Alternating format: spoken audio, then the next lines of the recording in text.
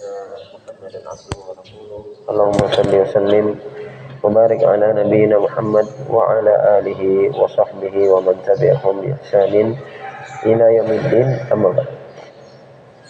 أصبحنا على فطرة الإسلام وعلى كلمة الإخلاص وعلى دين نبينا محمد صلى الله عليه وسلم وعلى ملة أبينا إبراهيم حنيفا مسلما وما كان من المشركين.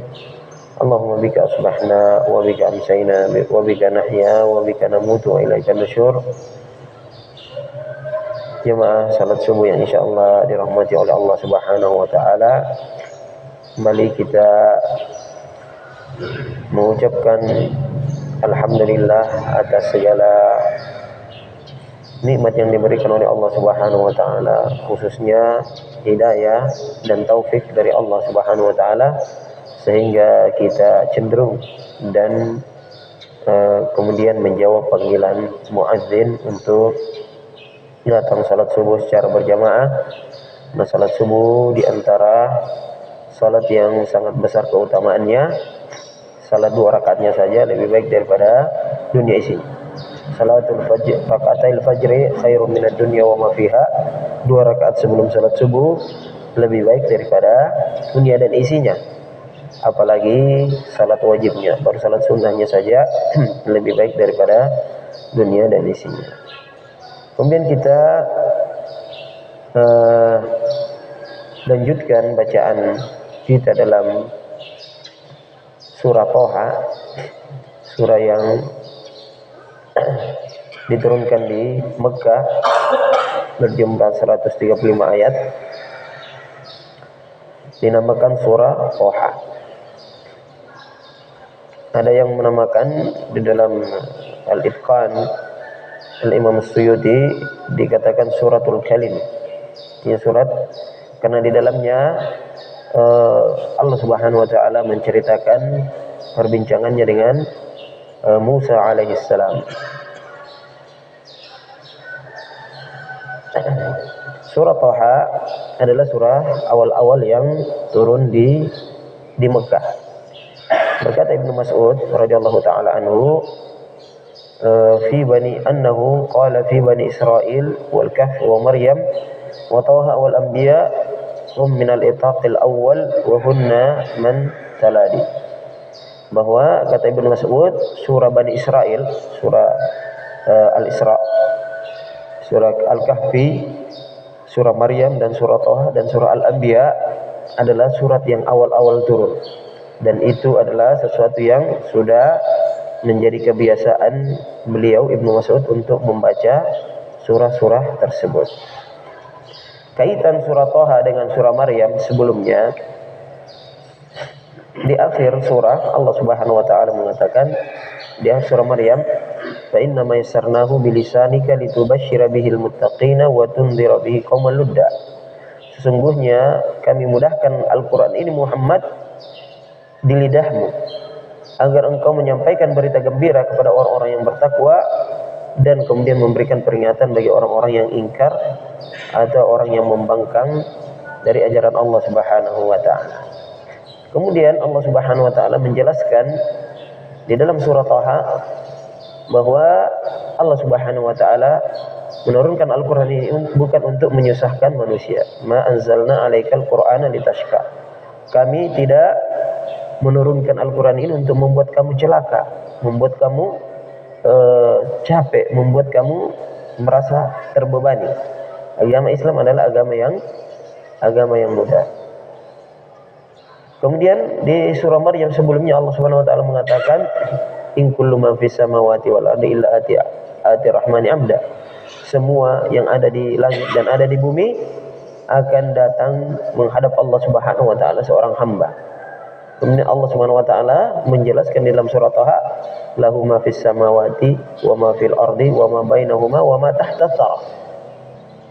Dia bagi Allah Subhanahu wa taala pemilik yang ada di langit dan ada di bumi dan antara keduanya dan di bawah tanah tersebut. Yang ada yang di bawah tanah. Semua adalah milik Allah Subhanahu wa taala, semua adalah makhluk Allah Subhanahu wa taala, tidak ada yang setara dengan Allah Subhanahu wa taala.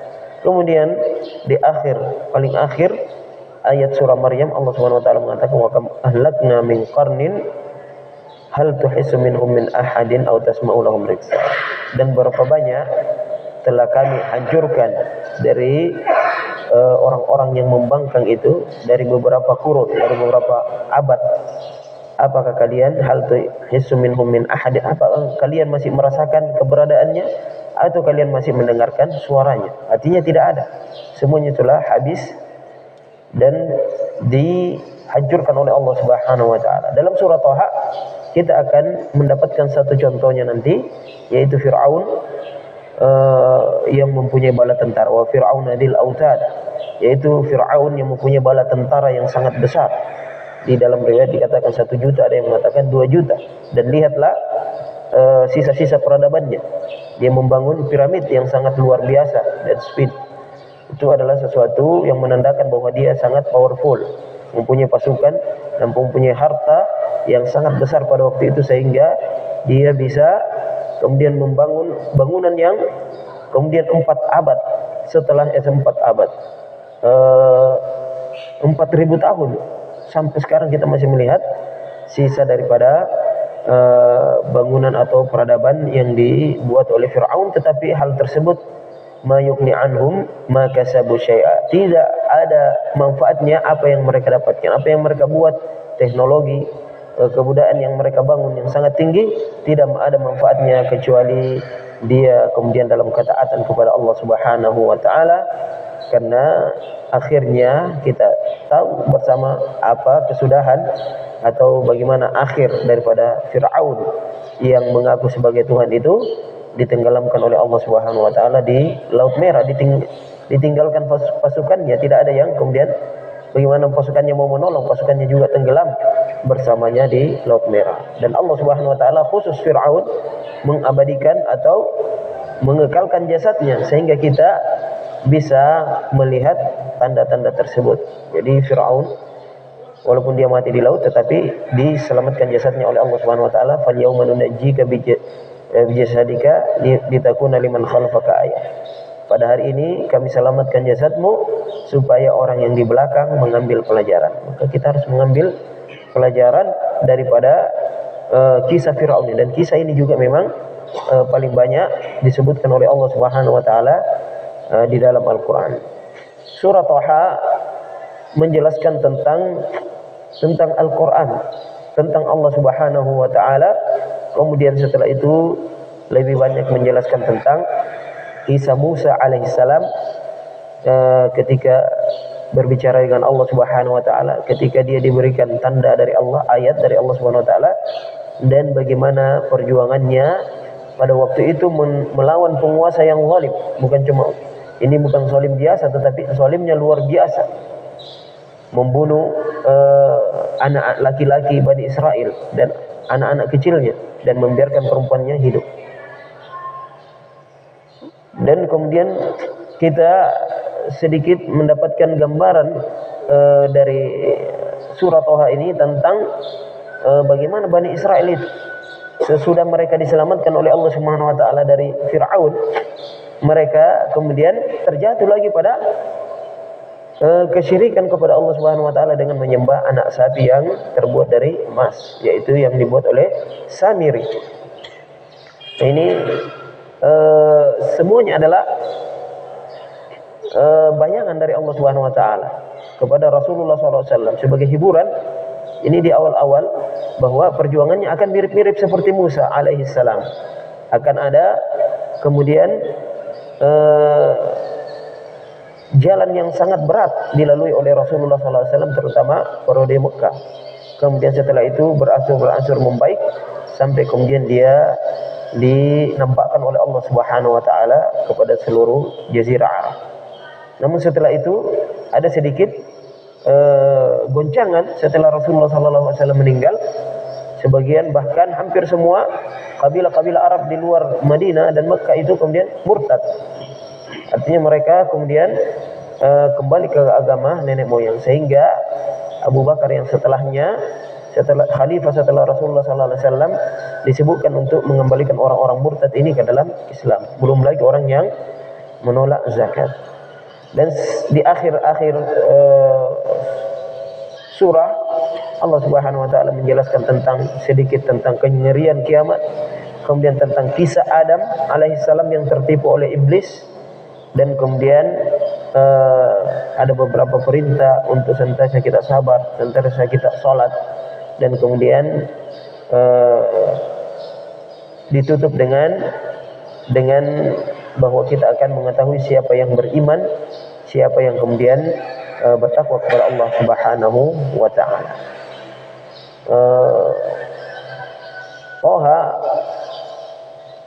adalah surah yang dimulai dengan huruf-huruf hijaiyah.